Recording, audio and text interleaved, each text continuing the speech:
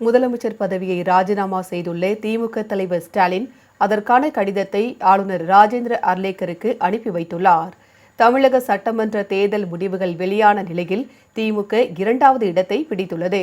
இந்நிலையில் முதலமைச்சர் பதவியை ராஜினாமா செய்து அதற்கான கடிதத்தை திமுக தலைவர் ஸ்டாலின் ஆளுநர் ராஜேந்திர அர்லேக்கருக்கு அனுப்பி வைத்தார்.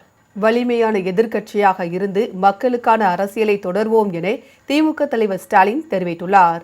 இதுகுறித்து அவர் வெளியிட்டுள்ள எக்ஸ் தள பதிவில், திமுகவுக்கும் வெற்றி பெற்ற பிற கட்சிகளுக்குமான வாக்கு விழுக்காடு வேறுபாடு என்பது 3.52 விழுக்காடு மட்டுமே என குறிப்பிட்டுள்ளார். திமுக தலைமையிலான மதசார்பற்ற முற்போக்கு கூட்டணி வேட்பாளர்களுக்கு வாக்களித்த தமிழ்நாட்டு மக்களுக்கு நன்றி தெரிவித்துள்ளார். வாக்களித்த மக்களுக்கு வேட்பாளர்கள் நேரில் சென்று நன்றி தெரிவிக்குமாறு அவர் கேட்டுக் கொண்டுள்ளார்.